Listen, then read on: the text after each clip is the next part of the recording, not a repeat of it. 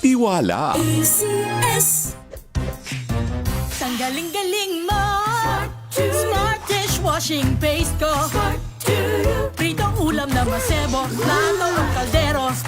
Tanggaling for everyday. Ganyan, pag smart ang dishwashing paste, may double tanggaling formula. Tanggal ang sebo, tanggal ang bakterya. Pahit para walang bahid, linis fantastic sa metal at plastic. Number one ko to. Tanggaling-galing mo. Smart dishwashing paste. ACS. Now we are unboxing MX3 Plus. Plus because it has Garcinia mangostana, plus L-carnitine and CoQ10. Each box contains 30 vegetable capsules. And you can get them in leading drugstores nationwide and online in Shopee, Lazada, and mxvph.com. Mahalagang paalala, ang MX3 Plus ay hindi gamot at hindi dapat gamiting panggamot sa anumang uri ng sakit. Amoy forever. Amoy LQ. Amoy New Calad Berry Blooms.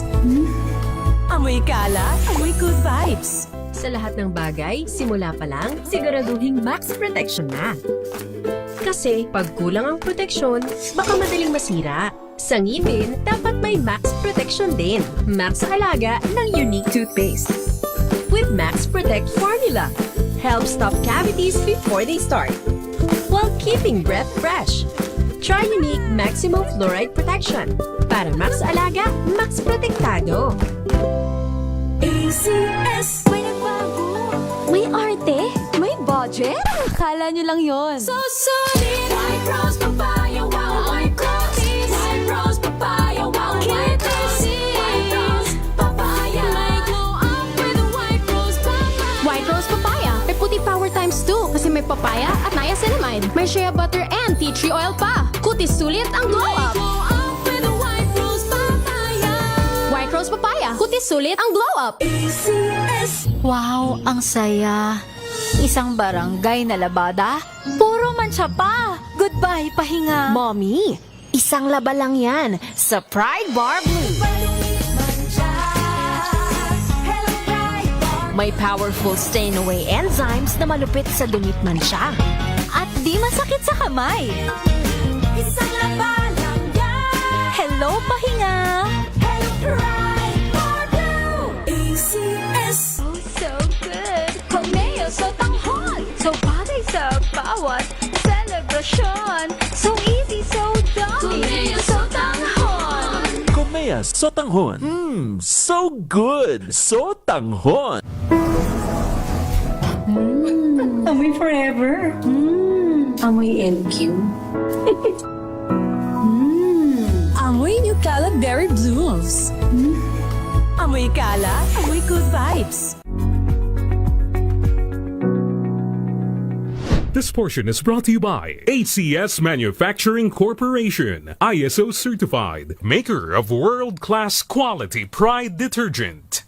Sinasabi sa attachment theory ng psychologist at psychiatrist na si John Bowlby, ang uri ng relasyon daw na mayroon tayo sa ating pagkabata, sa ating mga magulang o maging sa ating primary caregivers, healthy man o hindi, ay ang humuhulma sa ating pagkatao at relasyon natin sa iba sa ating pagtanda. Kaya naman upang suportahan ang pag-aaral na ito, nabuo ang ideya ng 4 na attachment styles na nade-develop sa edad na 6 na buwan hanggang 2 taon. Una na dyan ay ang secure attachment. Itinuturing ito bilang healthiest sa 4 dahil dito sinasabi na ang isang bata ay inalagaan ng mabuti ng kanilang mga magulang at sinisigurado na lahat ng pangangailangan nito ay natutugunan. Dahil dito sila ay kakikitaan ng emotional stability, security, self-assurance, emphatic, less aggressive na pag-uugali habang lumalaki. Sa kanilang pakikitungo naman sa iba, sila ay kakikitaan din ng positibo, trusting at lasting na relasyon sa ibang tao. Pangalawa ay ang avoidant attachment o ang insecure attachment.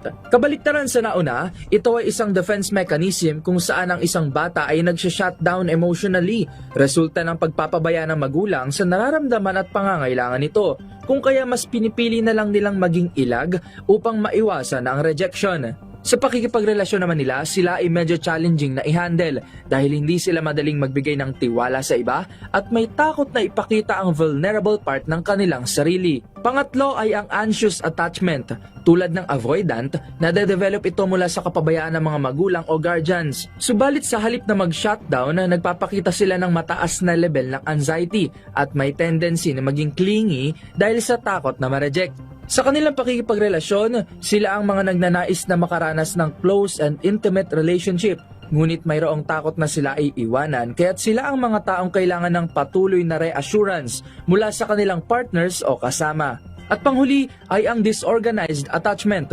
Katulad ng avoidant at anxious, ito rin ay may tuturing na ikatlong uri ng insecure attachment kung saan naguugat ito mula sa emotional unresponsiveness, unresolved trauma o history of abuse ng mga magulang o caregiver. Kaya nagre-resulta naman ito sa inconsistent behavior at identity crisis sa mga bata. Sa pakikipagrelasyon naman, challenging rin sa mga taong ito dahil sa hirap nila pumasok sa isang seryoso na pagsasama dahil mas nangangailangan sila ng close connections sa kanilang partner.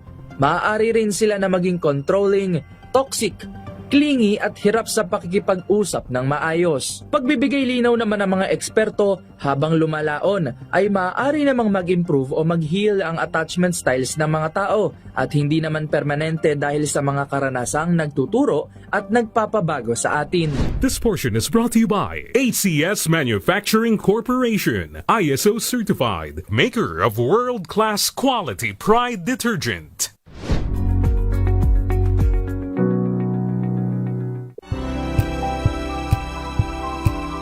Halaga ng diesel nanganganib na tumaas ang 18 pesos kada litro. Nako, 8 piso naman ang gasolina sa susunod na linggo. Gera sa gitnang silangan na pinangangambahan ng DFA na tatagal pa ng 1 hanggang 2 buwan. Pinoy-American soldier patay sa drone attack sa Kuwait.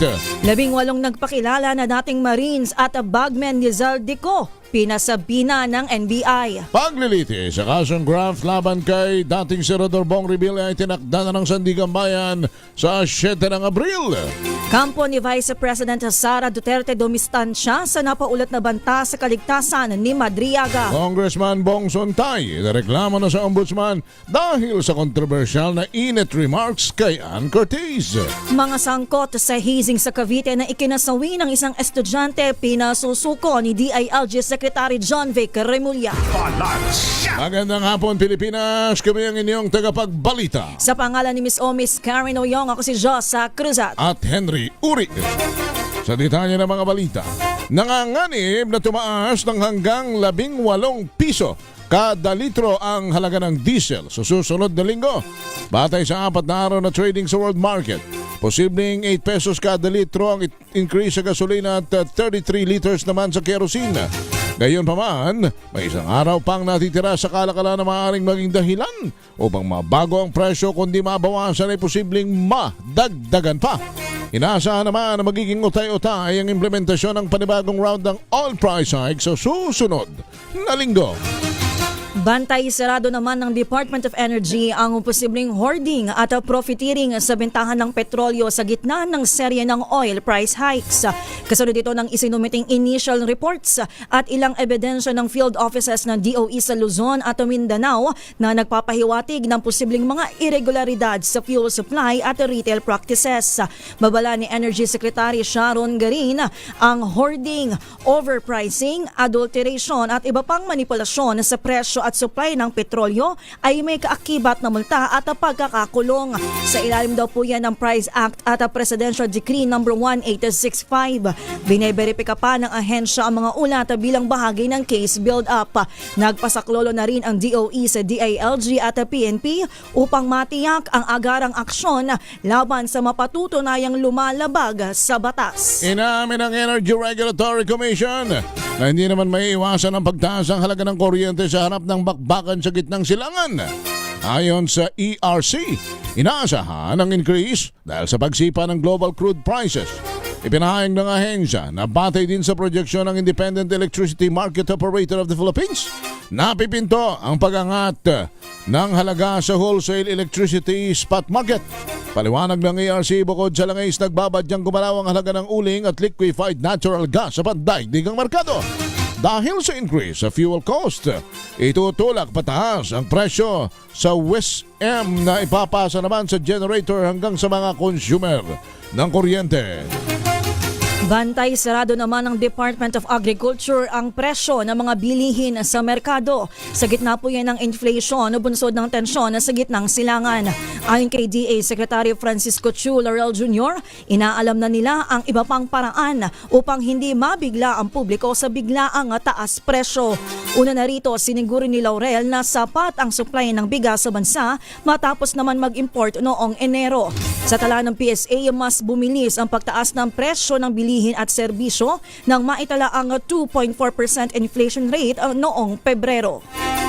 21 minuto makalipas ang alas 5 ng hapon, tagal pa ng 4 hanggang 8 linggo ang giyera sa pagitan ng Iran kontra sa Amerika at Israel. Ito naman ang pagtaya ng DFA batay sa mga reports na kanilang tinatanggap mula sa iba't ibang foreign post.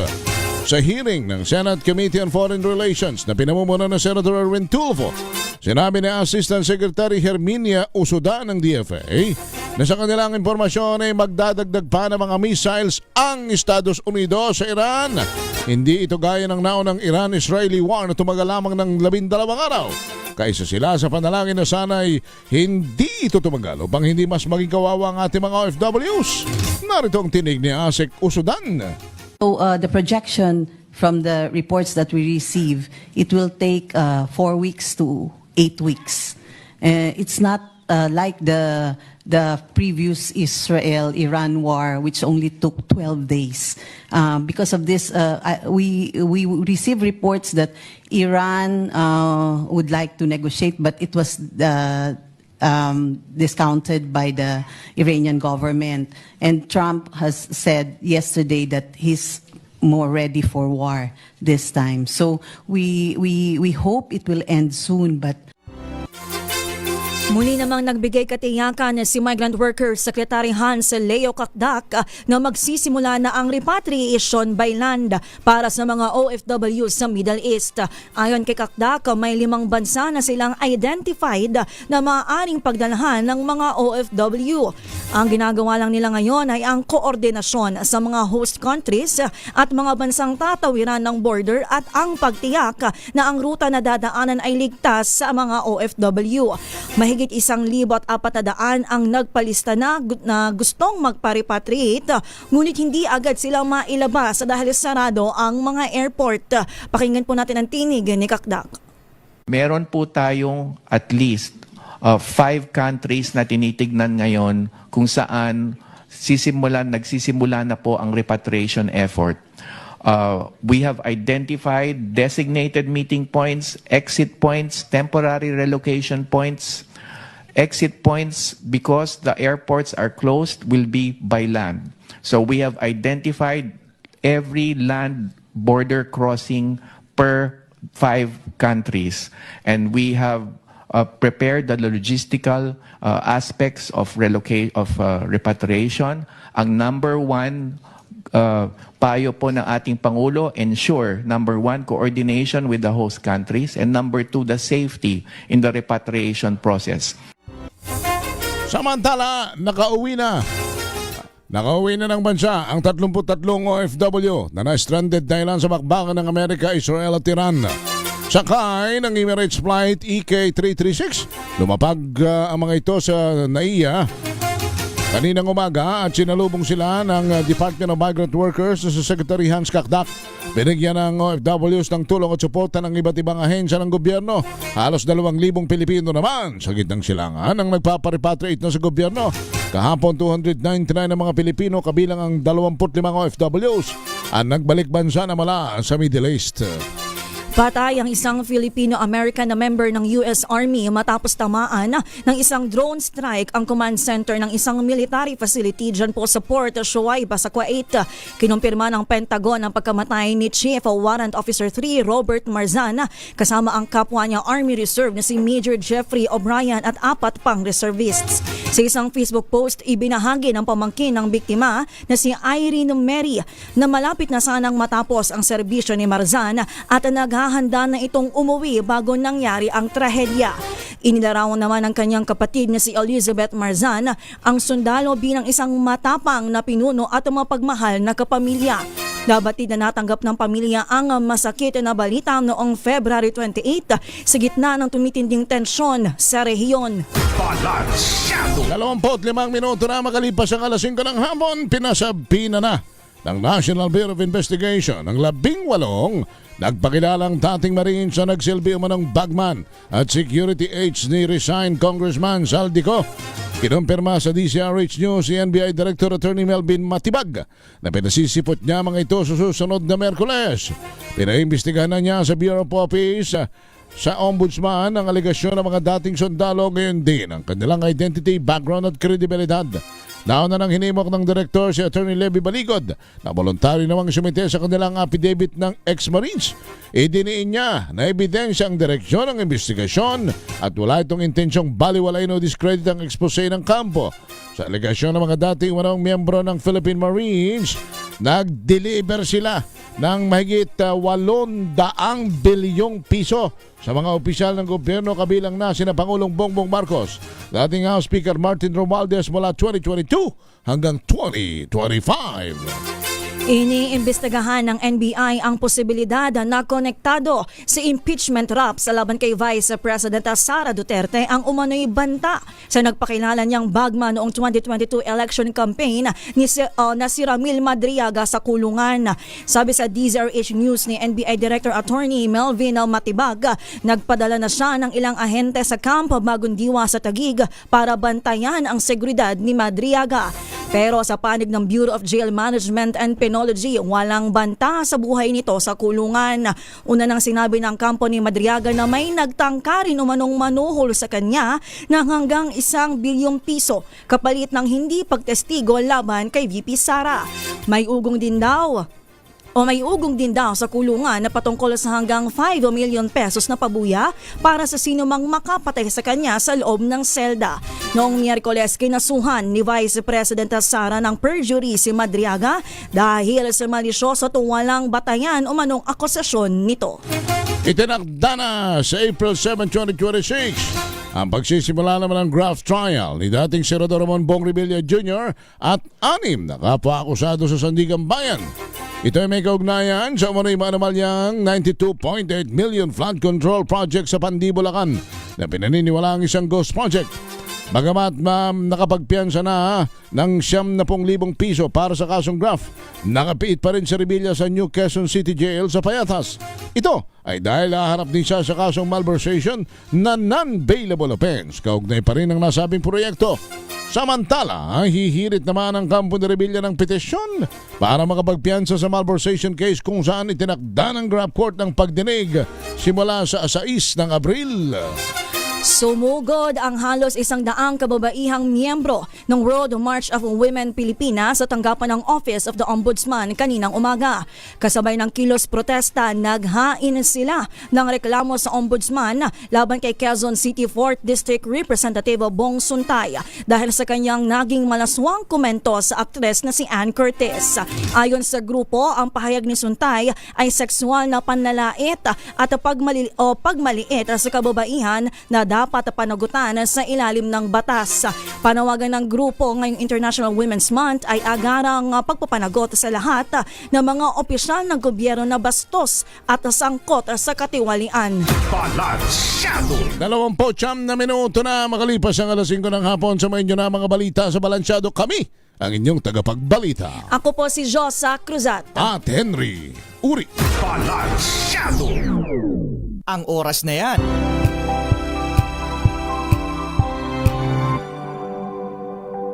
Hello, Washi! Laundry day na naman! Yay! Anong meron? Mancha ng chocolate, putik, may libag pa! Kaya natin yan! With Pride Washing Machine Detergent, may triple stain-away formula. Tanggalang makapit, madikit, at malupit na dumit mancha. Kaya easy-easy ang labada. Mula noon hanggang ngayon! All you need is pride! All you need is pride! AC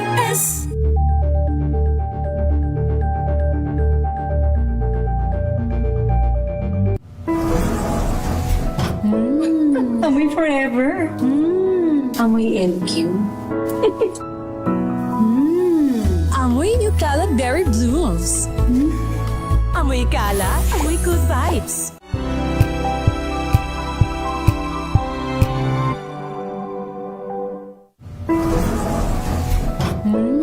Amoy forever. Amoy LQ. Amoy New Caleb Berry Blooms. Amoy kala, amoy good vibes.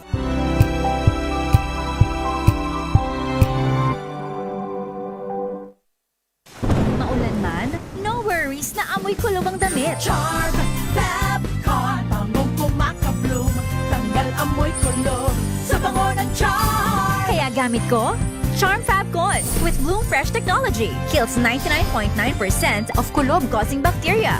May aroma burst pa of thousands of flowers and berries. Ang sampay sa loob, no amoy kulob. Bangong kumakabloom sa charm. Charm Fabcon. ACS.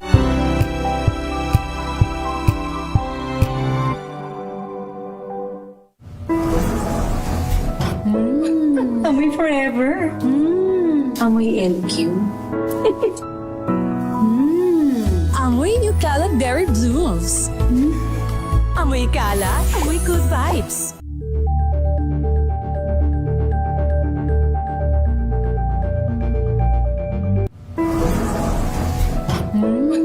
Amoy forever. Amoy LQ. Amoy New Caleb Berry Blooms. Amoy kala, amoy good vibes.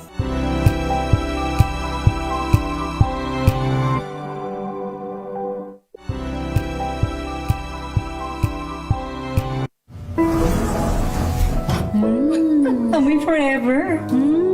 Amoy LQ. Amoy New Caleb Berry Blooms. Amoy kala, amoy good vibes.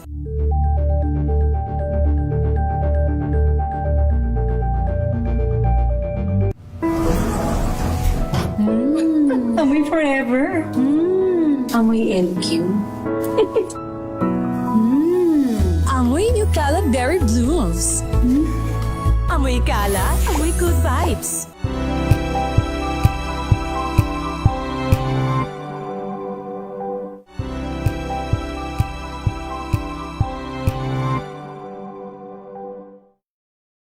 Ang mga maiinit na isyung pambayan, mga balitang kailangan mong malaman, usapin sa pamahalaan, politika, ekonomiya at kabuhayan. Ito ang mga dapat mong malaman, pakialaman at pag-uusapan dahil kayo ang tinig ng mamamayan dito sa Damdaming Bayan.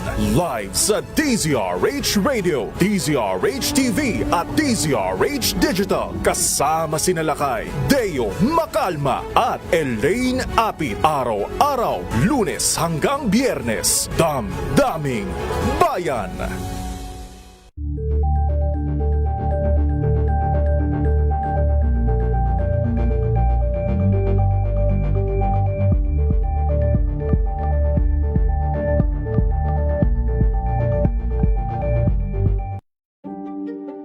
Buklatin ang mga pahina. Pakinggan ang boses ng lipunan.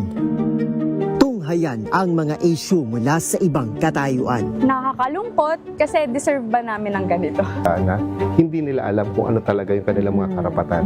Yung gobyerno, tinulungan nila yung kanilang magsasaka. Pinapatahimik tayong lahat using various laws. Through education, kayang-kaya nating baguhin yung ganitong klaseng pag-iisip. Isang kwento, iba't ibang anggulo. Dito, sa Point of View.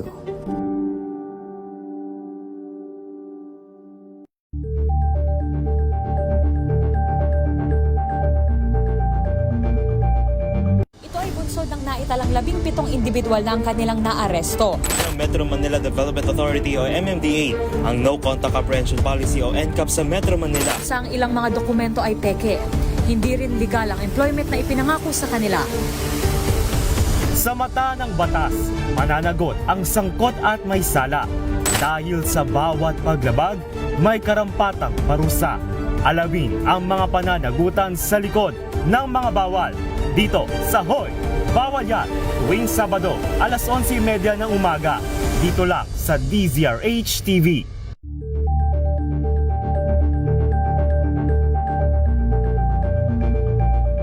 Tambalang Anthony Taberna at Jerry Baha ang gigising sa inyong umaga dahil lalatay ang humahagupit na diskusyon at komentaryo Lunes hanggang Biyernes sa 2x2.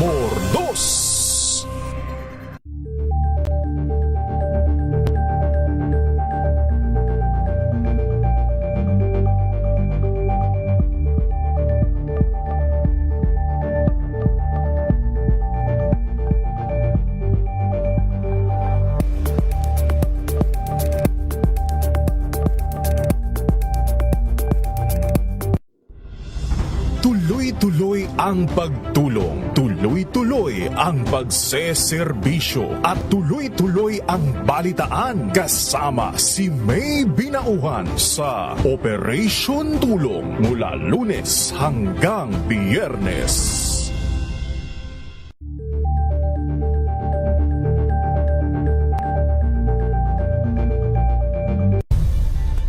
Nagsimula sa pangarap hanggang sa maabot ang tagumpay. Iba't ibang kwento, iba't ibang mukha ng atletang Pilipino. Mas pinatindi, mas pinalakas, at mas pinaaksyon sa Match Point tuwing Sabado, 12:30 ng tanghali sa DZRH TV.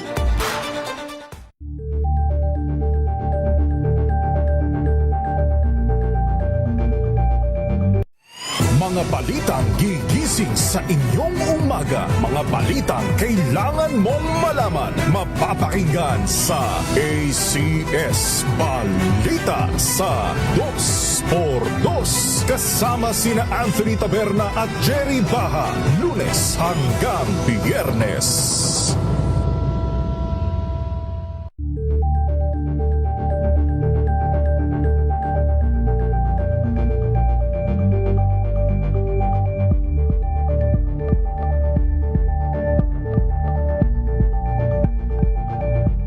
Abangan this Saturday. Balikan ang pagbabalik Pinas ng Wherever You Will Go hitmakers matapos ang halos isang dekada.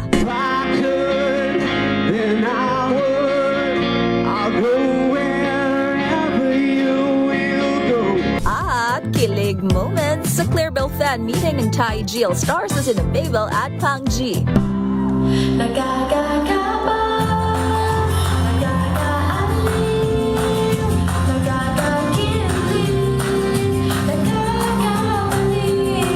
Alas 12 ng tanghali, dito lang sa DZRH TV.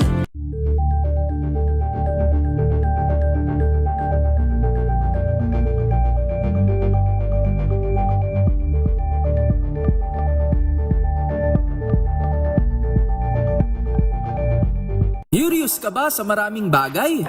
Kami na ang bahala dyan.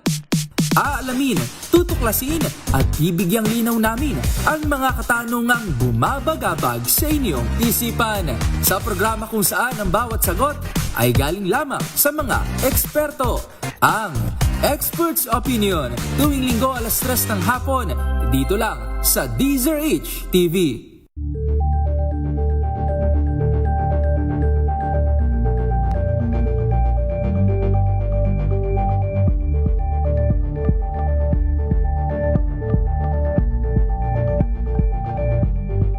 We've got you covered. From the hottest hits, exclusive interviews, kilig to the bones fan meet experience, and hataw performances of your favorite stars. Saturdays, 12 noon, dito lang sa DZRH TV.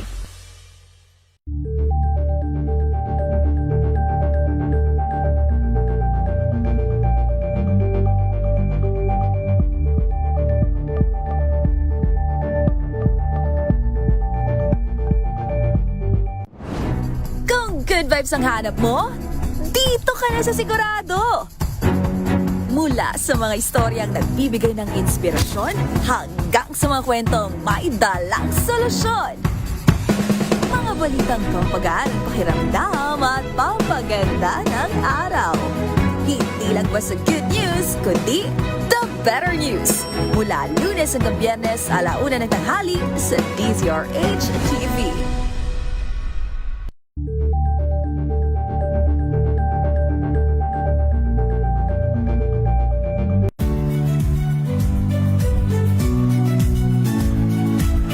Magandang araw mga kaibigan. Ito po ang inyong balerina ng bayan, si Lisa Makuha Elizalde, na nag-aanyaya sa inyong samahan kami at ang aming mga espesyal na panauhin para sa kalahating oras ng masayang kwentuhan sa aming programang Art to Art, kung saan ang usapang sining at kultura ay para sa lahat.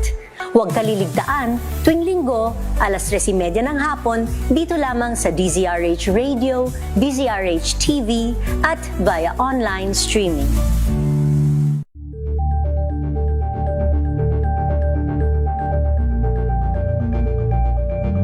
Maagang balitaan, maagang usapan sa mga issue at balita. Kasama si Kuya Angelo Palmones sa Magandang Umaga Pilipinas. Mula Lunes hanggang Biyernes.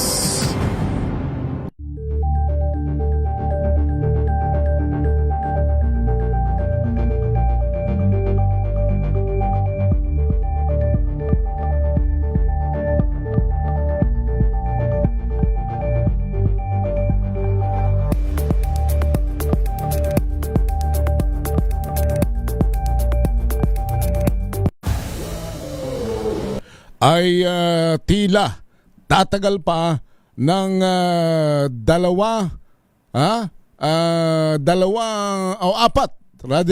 apat hanggang 8 linggo, ibig sabihin 2 buwan. Maaari daw ho na ganyan pa katagal ang itatagal ng paalitan po ng missile ng Iran at ng US at ng Israel na nadamay na ang marami pong mga Islamic country dyan po sa Middle East. Ibig sabihin, kung ganyan po ang mangyayari, ay itong sipa nitong gyerang ito sa presyo ho ng gasolina at diesel ay nakakatakot po ito sapagkat ngayon ay magkano na ang diesel. Kung hindi ako nagkakamali ay 70 piso na kada litro, mahigit pa yung ibang depende po yan sa klase. Ang gasolina naglalaro na ho sa 65 pataas. Pero mas kinakabahan ho ako sa diesel sapagkat alam mo ninyo, yung ating mga jeepney driver, lahat ng ipinapasadang mga jeep ng mga yan ay diesel. Maging yung mga bus. Pagka po umabot ng 80 pesos, naku po, Sus Maria Josep.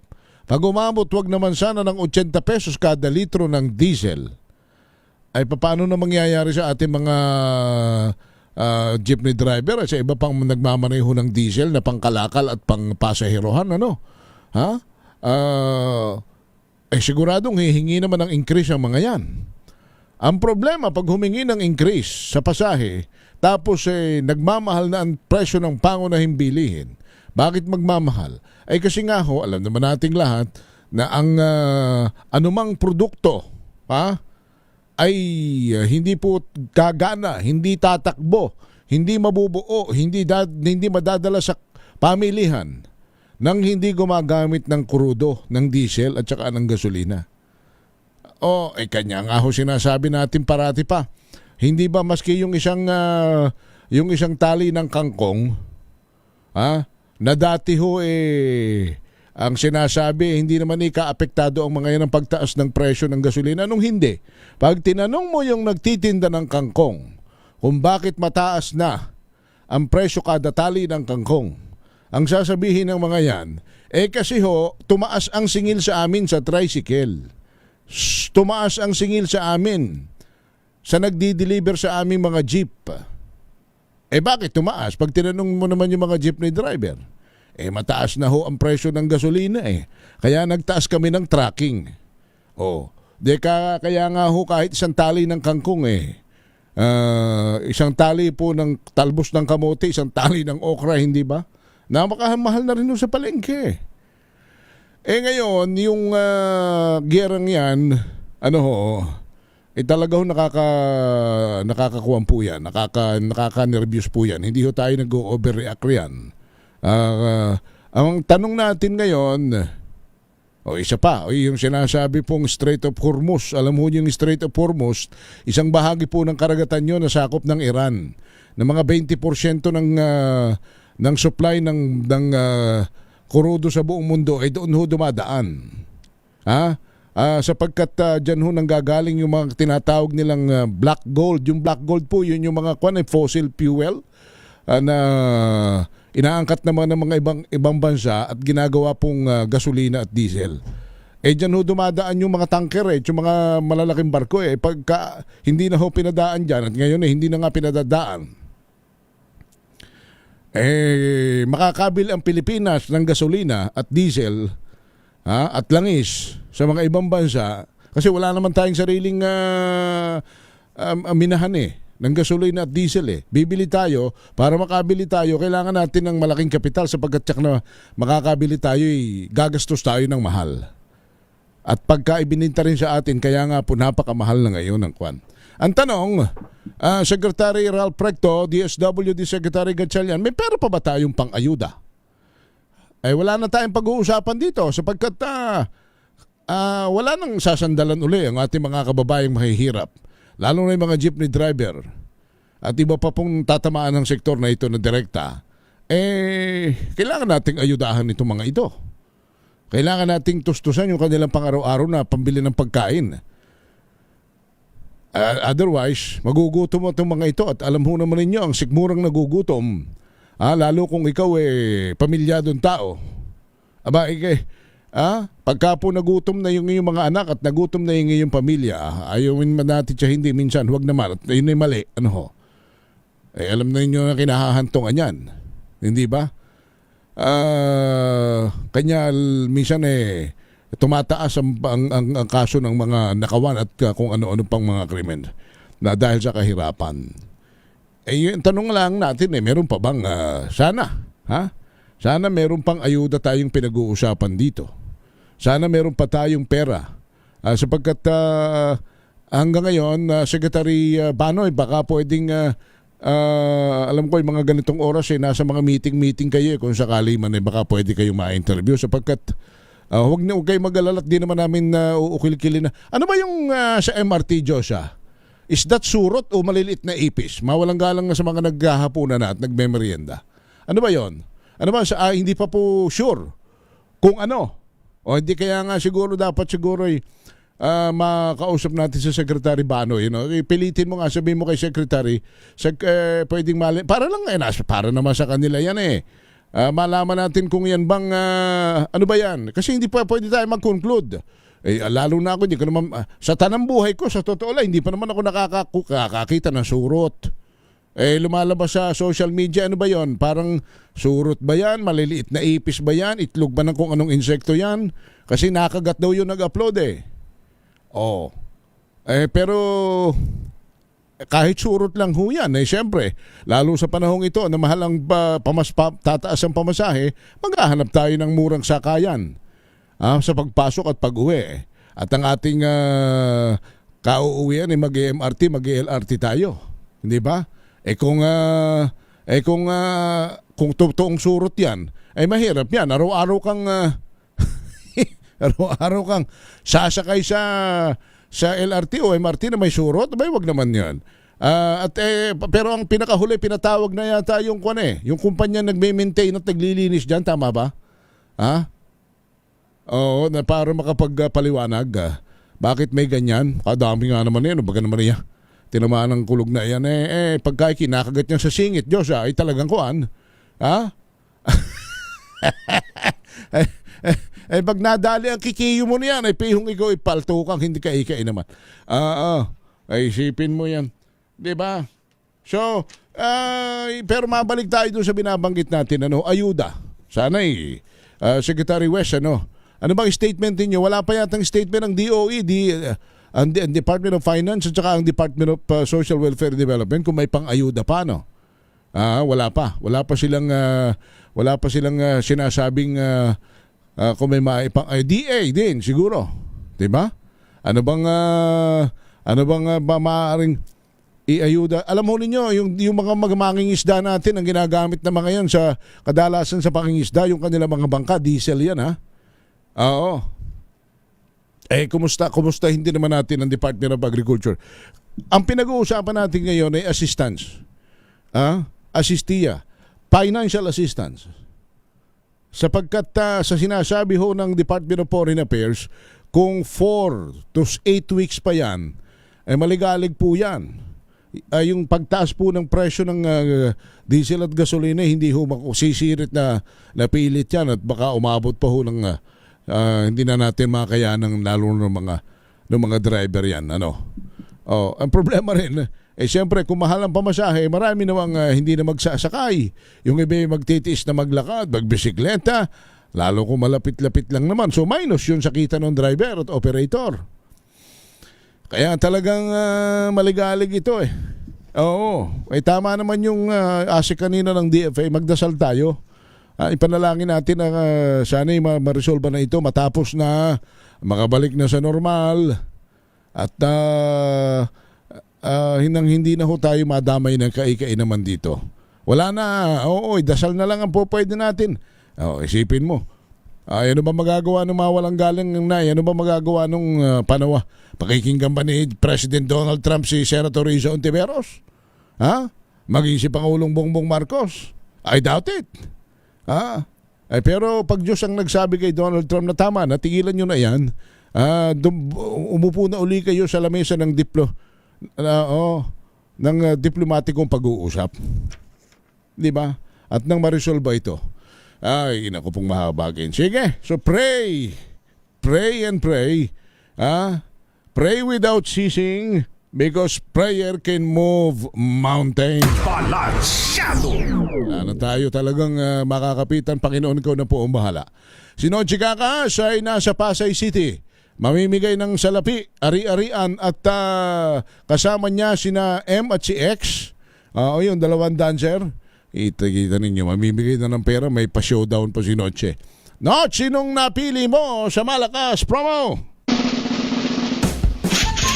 Malakas na makinig maigi dahil mamimigay na muli kami ng MX3.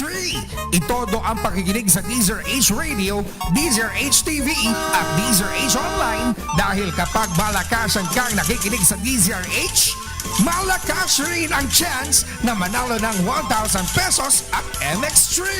Sa Malakas Promo kasama ang MX3. Abangan ang aming Malakas team sa inyong mga lugar. Malakas Promo kasama ang MX3.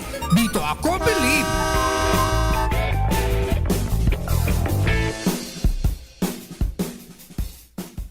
Noche, where are you, my man? Yes, my man, I'm here in Ramo, Pasay City, Barangay 107. Ito yung tunay na ayuda, Kuya Henry. Yan. Sige. Malaking bagay, kahit balit na halaga, pero malaking bagay dun sa ating mga suking tagapanood, tagapakinig ng DZRH sa ating Malakas Promo dito sa Barangay 107, Pasay City. Saan ba lugar yan sa Pasay? Ito sa may... Kung particular ka dito sa may Arnaiz Avenue, ayan. Papasok yan dito, papunta dito sa may Pramo. Yung Arnaiz Avenue, meron isang money changer dito. Ayan, bago tuloy-tuloy yan. Pagka sinireso mo naman ito kay Henry, yung Pramo, ang labas naman ito ay EDSA. Ayan, EDSA Southbound Lane. Okay, tawagan na natin ang ating suking tagapakinig ng DZRH, tagapanood sa kanyang cellphone. Kanina kasi si Henry, alas 3 kay Miss Binawahan kanina, public service hour, napakinggan niya, naparinig na yung ating promo. Tumakbo agad siya dito kanina. Kaya, mula noon, hindi na siya bumitaw, hindi na siya umalis. Kaya, very good. Agad si ating winner. Ayan. Ano pangalan nila? Kaya Rami Lugan nila. Sino yung pinakikinggan na sa DZRH? Anong pangalan ni tatay? Pangalan. Pangalan.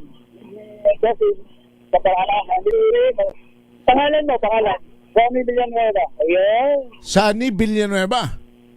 Rami. Ano, Renny? Romy.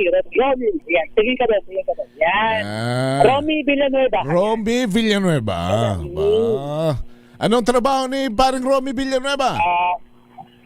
After na trabaho ko po, electrician. Electrician. Electrician. Electrician pala. Ako, nawa ko kumpanya. Bilang seksyo ako. Baba mo na yung ano mo. Si Romy.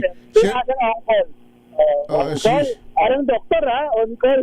Si Roming Kuryente yan eh.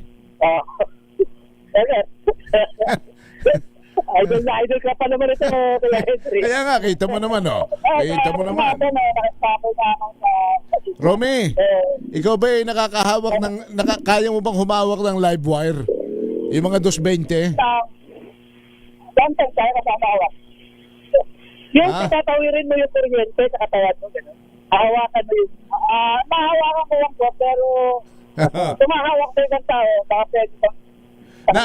Ibig sabihin humahawak ka, pero nangahanap ka ng damay.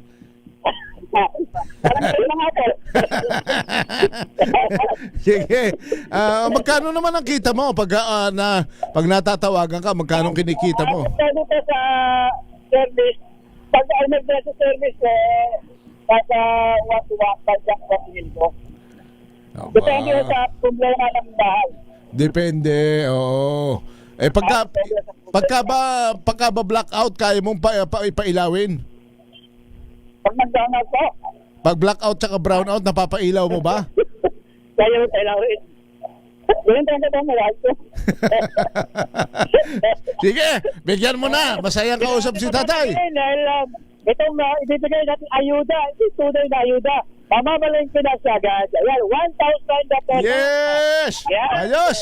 Akin po na po ito. Kaya ko po. Ng gamot pa rin tayo. Okay. Tawagin din natin yung ating MS freelancer, Henry. Si M at saka si X. Yeah, si M at saka si X. Si X, mamaya pa siya. Ito yung MS package yan. Inumin niyo po yan. Hindi po katawan yan. Susunod naman yung ating t-shirt dancer. Ayan. Kita mo si X, DCR8, kahit saan ka magpunta, sa ibang bansa ka, pumunta ka ng Middle East, kasama mo ang DCR8. Ayan. At siyempre, yung ating umaraw, Magic Payong. Yung ating DCR8 Payong. So, yan. Ganda, di ba? Parang hindi mo yung tablet mo, bilis mo. parang hindi mo pinamimerienda si M at saka si X. Bakit parang walang energy? Kumain kanina ng barbecue. Wala daw kayong energy. Sige. Okay. Ano masasabi mo sa DCR8? Salamat po sa DCR8. Itong nabigay nyo, malaking bagay na para sa akin na mag-maintenance. Kaya maraming sa akin sa energy. Okay, maraming salamat din sa iyo, Mang Roddy, ha? Dahil, siyempre, minahal mo ang DCR8, babalik din namin yung pagpapahal mo sa amin, okay? Maraming salamat, ha? Ingat po kayo. Okay, para naman sa mga gusto pang manalo ng 1,000 na pesos, na natiri nakatutok sa DCR8, malay nyo naman kayo ang susunod na maswerte sa DCR8, malakas po ito, kasama siyempre ang NXT. Dahil dito sa NXT, dito tayo, di ba? Okay? Okay, dahil sa 27, para sa DCR8, una sa Pilipinas, una sa Pilipino.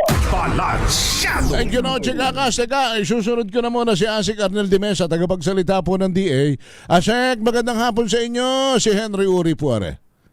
Hi, Ka Henry. Magandang gabi. Magandang gabi po sa lahat ating taga-subaybay. Kami na patawag sa inyo. Mayroon bang mga produktong agrikultura, gaya halimbawa na inaangkat natin, na apektado nitong gyera sa Middle East? Ka Henry, ang malamang na unang maapektuhan sa atin yung ating fertilizer, kasi yung ating fertilizer ay fuel-based saka natural gas-based. Matandaan natin nung yung sa Ukraine, yung Ukraine at saka Russia, umabot hanggang 3,000 yung presyo ng fertilizer. Kada sako. Kasi from 1,000, wala pa, 800, 900, pumalo ng ganun kalaki. Oo nga.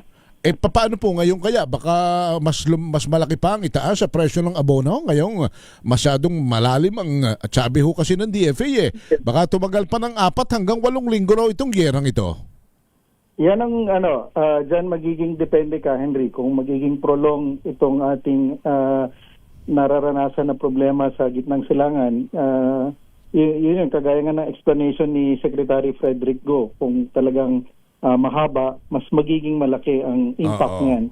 Hindi lang sa agrikultura, sa maraming sektor dahil marami yung umaasa sa fuel-based na mga kahit sa gasolina, crudo. Sa ngayon ba, Ikuan, magkano ang presyo ng kada sako ng abono? Naglalaro sa magkano? Ngayon nasa mga 1.5 hanggang 1.7, depende sa uri, kung urea complete. Medyo stable no? Asek, medyo stable ang abono ngayon, ang presyo. Ngayon, napaka-stable pa yung presyo. At kasi kung ang mangyari niyan, kung magmamahal yan sobra, una, pwedeng bumaba yung productivity dahil magbabawas ng gastusin, magbabawas ng gamit ng fertilizer, or i-maintain nila yung kanilang level ng usage ng fertilizer. Pero tataas naman yung kanilang gastusin, liliit yung kanilang kita. Oo nga. O di balik, sa bagay na yan, meron naman nung maaasahan, wag naman sana, pero worst comes to worst, sa pangkalahatan, meron bang hawak pang pera ang DA na maaaring pang-ayuda sa mga magsasaka mangingisda? Sa ngayon hindi meron ang DA na 150 million at yung 100 million nun nasa amin na. Ito yung para sa fuel subsidy ng ating mga magsasaka at mangingisda. 50 million sila ngayon, 5,000 sa mga farmers na registered sa RSBSA at merong pagmamay-ari ng makinarya o nagre-renta. And then doon naman sa ating mga mangingisda, 3,000 para doon sa nagmamay-ari ng bangka na hindi tataas sa 3 gross tanner. Very good. Although kung titingnan natin ito sa pangangailangan, medyo manipis-nipis itong 150 million. Kanya lang, maigi kaysa sa wala naman ito. Yes. Yun talaga. Kung tutuusin natin, one time lang kasi na-release yan. Depende kung gaano talaga tatagal itong problema. Kung maikli lang, makakatawid na yung ating mga magsasaka at mangingisda. Manipis at any rate, paanong distribution? Yung ayudang yan, nagsimula na ba? Yung 100 million na yan, paano kung nyo ipamimigay yan?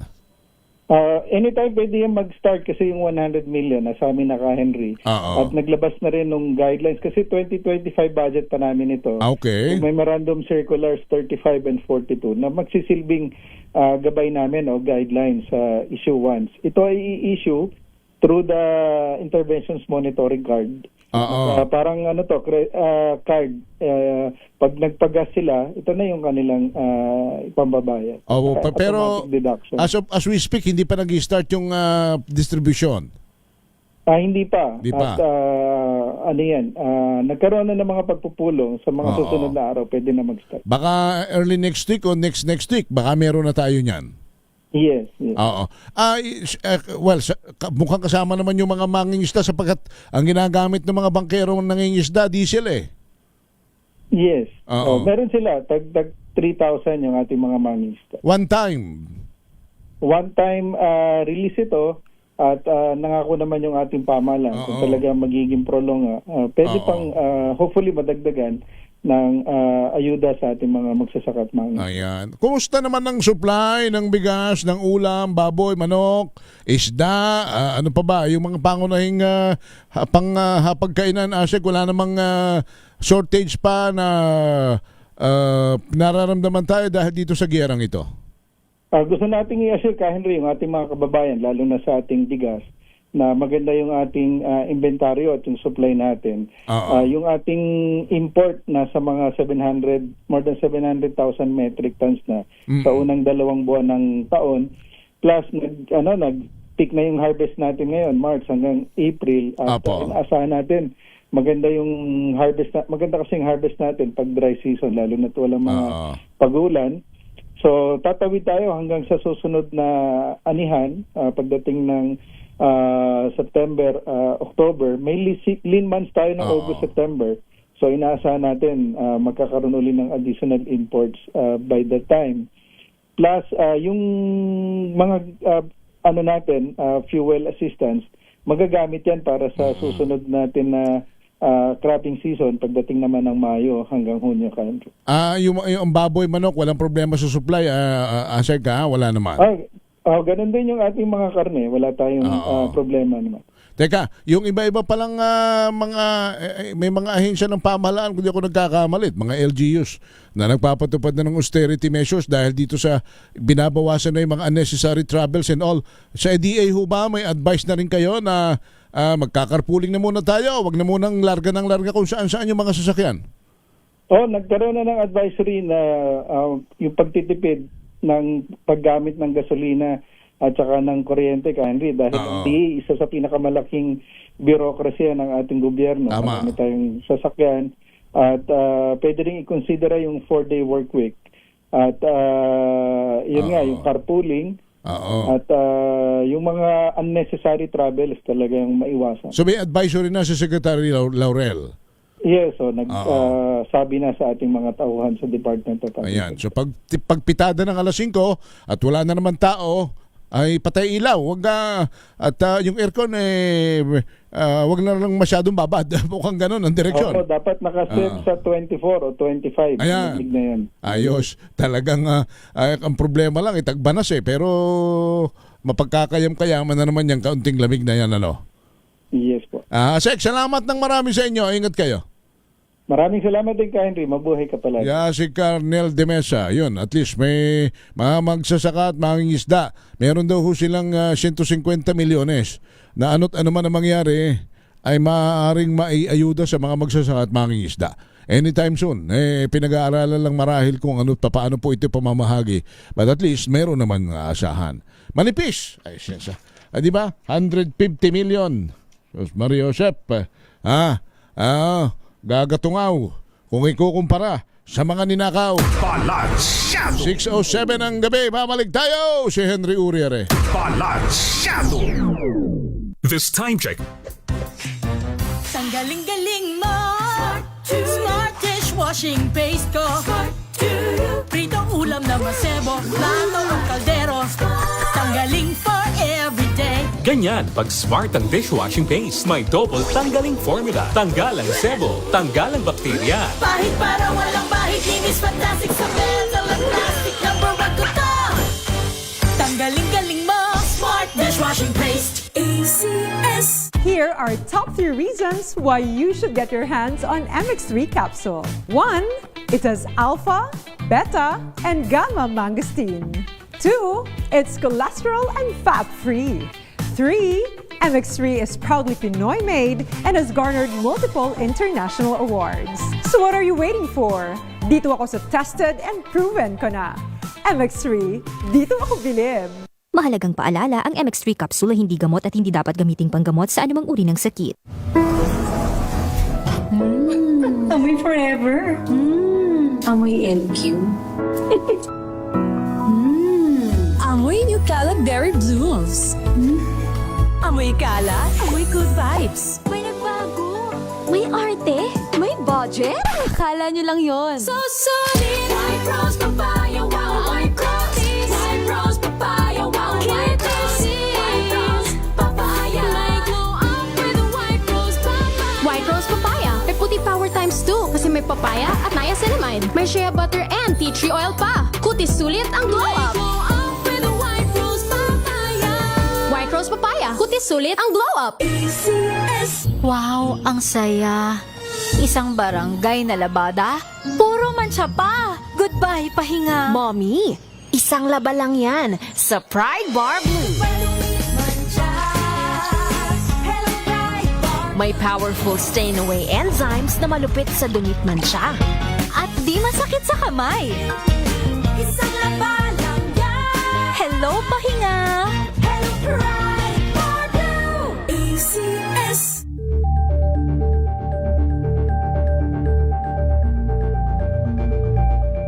Hello, Washi! Laundry day na naman! Yay! Anong meron? Mancha ng chocolate, putik, may libag pa! Kaya natin yan! With Pride Washing Machine Detergent, may triple stain-away formula. Tanggal ang makapit, madikit, at malupit na dumikmantsa. Kaya easy-easy ang labada. Mula noon hanggang ngayon. All you need is pride. All you need is pride. ACS. Sa lahat ng bagay, simula pa lang, siguraduhing max protection na. Kasi pag kulang ang proteksyon, baka madaling masira. Sa ngipin, dapat may max protection din. Max sa halaga ng unique toothpaste. With Max Protect Formula, help stop cavities before they start, while keeping breath fresh. Try unique maximum fluoride protection. Para max alaga, max protektado. ACS. Amoy forever. Amoy LQ. Amoy New Cala Berry Blooms. Amoy kalat, amoy good vibes. Mga paraan para makatipid sa pagkonsumo ng kuryente, alamin. This portion is brought to you by ACS Manufacturing Corporation, ISO certified, maker of world-class quality Pride detergent. Ayon sa National Grid Corporation of the Philippines o NGCP, posible pa rin makatipid sa paggamit ng kuryente kasabay ng pananatiling presko at komportable. Una, huwag hayaang nakasaksak ang mga kagamitan sa bahay tulad ng telebisyon kapag hindi ginagamit. Dahil ayon sa ahensya, kumukonsumo pa rin ito ng kuryente. Pangalawa, sa mga ilaw na ginagamit, makatutulong sa pagtitipid ang paggamit ng compact fluorescent lamps o LED bulbs. Pangatlo, buksan ang mga bintana upang makapasok ang sariwang hangin at natural na liwanag. Nang sa ganon, ay makababawas rin sa paggamit ng ilaw at electric fan. At pang-apat, pagdating naman sa pagpaplansya, pinapayuhang ischedule ang mga plansyahin ng maramihan. Gayon din sa paglalaba upang makatipid naman sa tubig. This portion is brought to you by ACS Manufacturing Corporation, ISO certified, maker of world-class quality Pride detergent.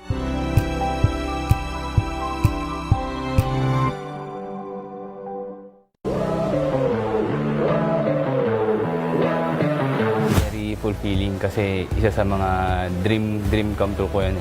Matapos yung pinakamahabang race, hindi lang sa Pilipinas, kundi sa buong Southeast Asia. Doon sa pagtakbo ko nahanap yung outlet ko na para ilabas yung kung ano man yung nararamdaman ko. So sabi ko, yung pagtakbo, yung nararamdaman ko na sakit dito, yung hirap, wala lang naman to sa ginawa ng anak ko para sa akin. Hi guys, I'm Jerich Dehamco, an ultramarathon finisher. Abangan nyo ang aking exclusive interview dito lang sa DZRH TV Matchpoint. Mabuhay ang atletang Pilipino!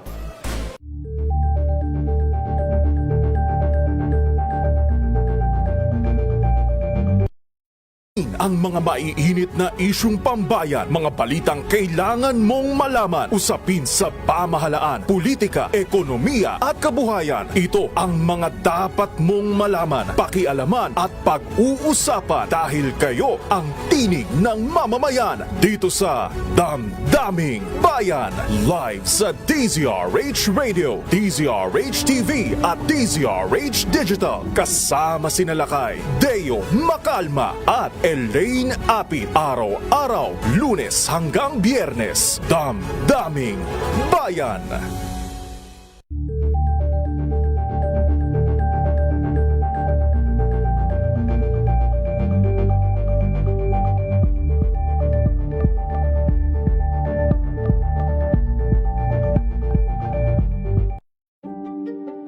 Buklatin ang mga pahina.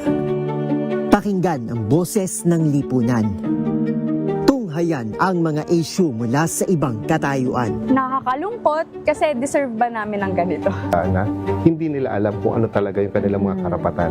Yung gobyerno, tinulungan nila yung kanilang magsasaka. Pinapatahimik tayong lahat using various laws. Through education, kayang-kaya nating baguhin yung ganitong klaseng pag-iisip. Isang kwento, iba't ibang anggulo. Dito, sa Point of View.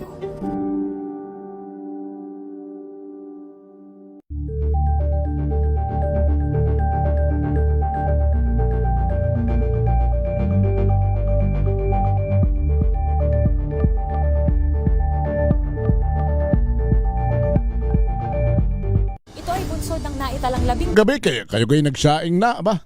Ay uminot-inot na te. Ay kanya lamang may bigas pa baga kayo. Sana meron pa. Alam niyo na sa Pinoy kanin is life. Kahit na magdildil sa asin basta may kanin. Pero sabi naman ni Asik Arnel de Mesa yung supply ng bigas is stable. Di sana lang meron tayong pambili. Yan ang importante. Ano naman ang inyong pinagdadaanan, gaano man kalaki ang inyong kagastusan. Basta lagi lamang ninyong tatanda may Panginoon tayong hindi tayo pababayaan. Huwag lang tayo makakaisip gumawa ng masama. Pagkat lagi ko sinasabi sa inyo, yung paggawa ng masama hindi nagbubunga ng kabutihan. Pero yung paggawa ng kabutihan, kailanman hindi magbubunga ng kasamaan. Balansyado! Si Pangulong Bongbong Marcos walang meeting kay President Trump sa biyahe sa US. Let Narciso sa detalye. Walang nakatakdang pagkikita at pulong kay US President Donald Trump si Pangulong Ferdinand Marcos Jr. sa kanyang biyahe sa Amerika sa susunod na linggo. Sa pre-departure briefing sa Malacanang, sinabi ni DFA spokesperson Angelica Escalona na tanging kay United Nations Secretary General Antonio Guterres may nakaschedule na meeting ang Pangulo. Inaasahang pag-uusapan ng dalawa ang nangyayaring gyera sa gitnang silangan. Tumanggi naman si Escalona na kumpirmahin kung kasama rin sa maaaring talakayin ang issue ng South China Sea. Ayon sa opisyal, hindi niya maaaring pangunahan ang sasabihin ng Pangulo bagamat inaasahang pag-uusapan ng international at regional developments at mga bagay na makaaapekto sa mamamayang Pilipino. Wala rin sa itinerary ng Pangulo sa US ang pakikipagkita sa Filipino community sa New York. Ito si Let Narciso para sa DZRH. Una sa Pilipinas, una sa Pilipino. Samantala, DMW, thank you Let. DMW at OWA hihingi ng karagdagang pondo para sa repatriation ng mga OFW sa Middle East. Balita wala kay Raymond at Paz, RH number 28. Raymond. Malaking halaga ang kakailanganin para sa repatriation ng mga overseas Filipino workers o OFWs na naipit sa giyera sa Middle East. Itong binigyang din ni Secretary Hans Leo Cacdac ng Department of Migrant Workers at Administrator Patricia Yvonne P.Y. Kaunan ng OWA sa pagdinig ng Senate Committee on Foreign Relations si Senator Erwin Tulfo. Ayon kina Cacdac at Kaunan, nagsumiti na sila ng kahilingan sa Department of Budget and Management o DBM para sa supplemental budget. Sa taong 2026 ay 1.7 billion pesos lamang ang kanilang Emergency Repatriation Fund o ERF. Kukulangin ito lalo na kung dadami pang mga OFWs na gustong magpa-repatriate kapag lumala at tumagal ang giyera. Sabi ni Kaunan, may mga simulation na silang ginawa na maaaring pagbatayan ng karagdagang pondo. Ibinigay na halimbawa ang isang OFW na ma-repatriate mula Middle East hanggang makarating ng Mindanao ay gagastos ang gobyerno na hindi bababa sa 130,000 pesos. May 1.5 billion pesos pa silang ERF, ngunit hindi makasasapat sa dami ng mga OFWs na gustong magpa-repatriate. Sa ngayon ay may 1,400 ng OFWs ang nagpadala na gustong umuwi ng Pilipinas. Ito si RH28, Raymond Advaz para sa DCRH. Una sa Pilipinas, una sa Pilipino. Thank you, Raymond. Samantala, 24/7 prayers para sa mga OFW na nasa Middle East. Inilunsad do ng Jesus is Our Shield Worldwide Ministry. Balita wala kay RH5, Val Gonzalez. Val. Henry, sa gitna ng tensyon sa Middle East ay 24/7 non-stop na panalangin para sa kaligtasan ng daan-daan libong bilang ng mga OFWs ang ipinagkakaloob ng Jesus Our Shield Worldwide Ministries o JIOSWM. Ito ang alay ni Apostol Renato Carrillo, ang founder at spiritual director ng religious group kasabay ng kanilang nakatakdang pagdiriwang ng ika-33 taong anibersaryo ngayong buwan ng Marso. Sa isinagawang press conference dito sa Quezon City, sinabi ni Apostle Carrillo na ang panalangin ay ikinokonekta sa mahigit 500 chapters nito sa Pilipinas at sa 70 mga bansa sa buong mundo. Kasabay aniyang panawagan ng oras ng himala na maging daluyan ng pag-asa at proteksyon para sa mga manggagawang Pinoy sa buong mundo. Bukod dito ay handa na ring tumulong at mamagitan ang JIOSWM sa mga OFWs at sa kaukulang ahensya ng gobyerno para sa mga naiipit na mga Pinoy sa bakbakan sa pagitan ng US, Israel at Iran. Ang inisyatibong ito ay bahagi ng Mission of Love in Action ni Prophetess Elena Carrillo na naglalayong magbigay ng tulong at pag-asa sa mga naapektuhan ng tensyon sa Gulf region. Habang lumalalang sitwasyon sa Middle East, nananawagan ng religious group sa mga mananampalataya na makiisa sa walang patid na panalangin para sa kaligtasan, kalusugan at pagbabalik sa Pilipinas ng mga OFWs. Ipray natin na protektahan sila ng Lord.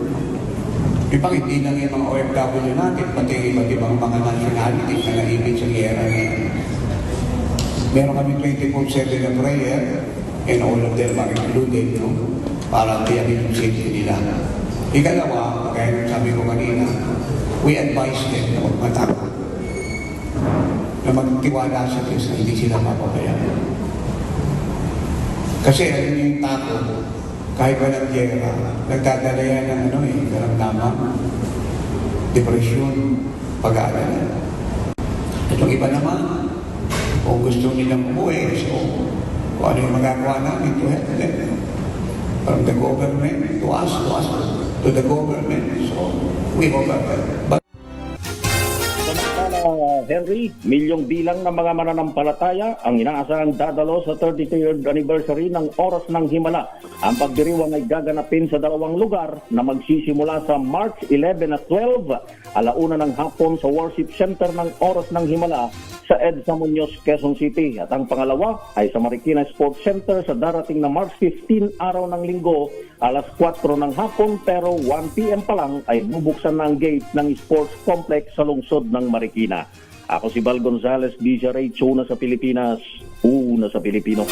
Thank you, Val Gonzales! Flash Report. Flash Report!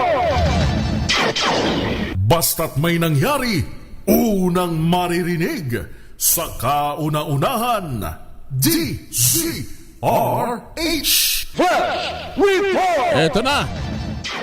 4 na araw, 4-day, makinig kayo. Mga nagtatrabaho sa mga departamento under the Executive Department. 4-day work week ipatutupad sa mga tanggapan sa ilalim ng Executive Department simula sa Lunes. RH14, Let Narciso Let. Henry, inanunsyo ni Pangulong Ferdinand Marcos Jr. na ang inaasahang pagtaas sa presyo ng mga produktong petrolyo sa susunod na linggo. Binanggit ng Pangulo ang tinatayang pagtaas sa presyo ng gasolina ng 7 pesos and 48 centavos kada litro, sa diesel 17 pesos and 28 centavos at sa kerosene 32 pesos and 35 centavos. Inilatag ng Pangulo ang mga gagawin ng pamahalaan kaugnay nito at ang binanggit niya, una, nakikipag-ugnayan na sa Kongreso para mapagkalooban na ang Pangulo ng pansamantalang kapangyarihan para bawasan ng excise tax sa produktong petrolyo. Kinakausap na rin niya ang Kongreso para maamyendahan ang Biofuels Act of 2006 para magamit ang mas murang bioethanol para sa pagpapababa ng presyo ng gasolina. Ilalabas na rin niya sa lalong madaling panahon ang fuel subsidy at cash transfer sa sandaling umabot sa $80 per barrel ang presyo ng krudo. At nakiusap rin ang Pangulo sa mga negosyante at traders na huwag naman sanang samantalahin ang sitwasyon. Nagpaalala ito sa laban sa hoarding at profiteering na anyay labag sa batas. Mayroon ding mga direktiba si Pangulong Marcos kaugnay nito. Pakinggan natin.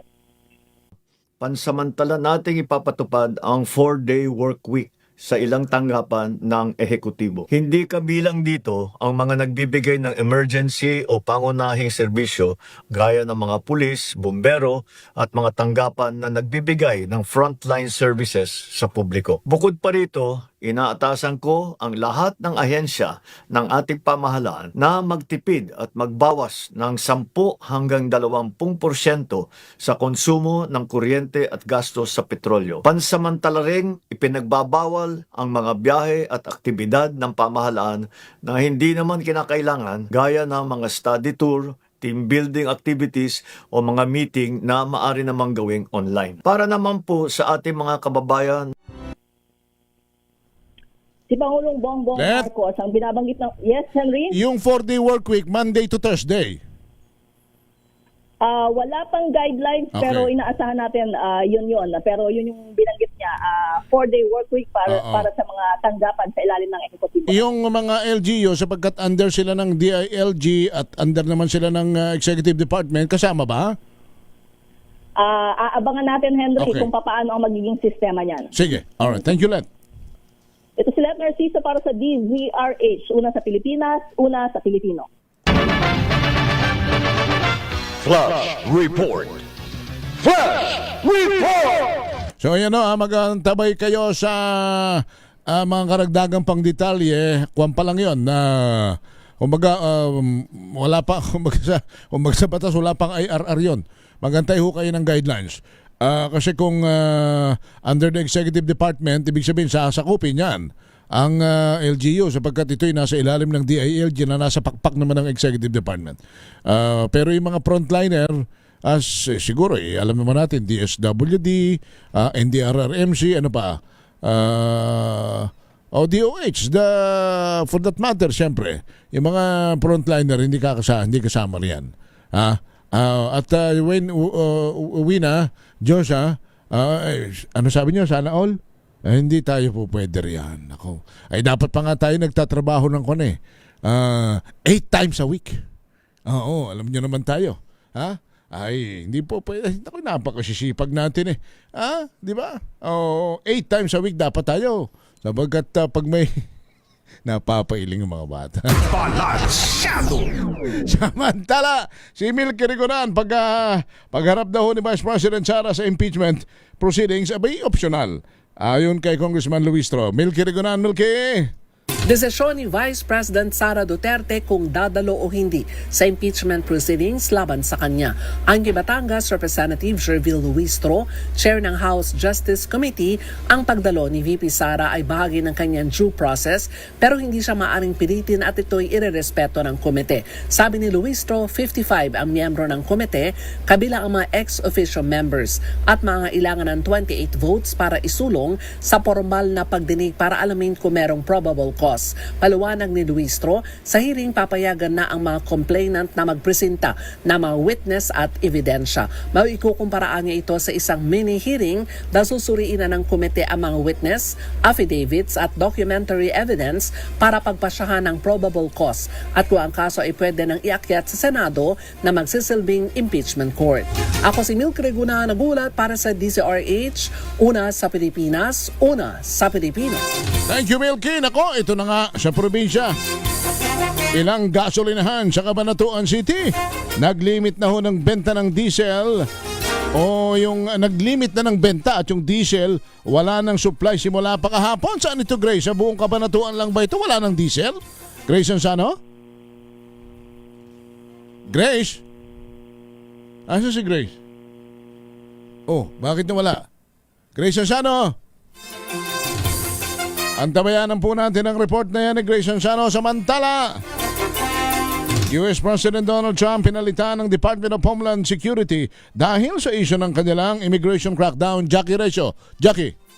Pinalitan na ni US President Donald Trump ang kanyang Homeland Security Secretary na si Kristi Noem dahil sa patong-patong ng kritisismo sa pamamalakad dito sa departamento at umano'y mishandling sa kanyang immigration crackdown.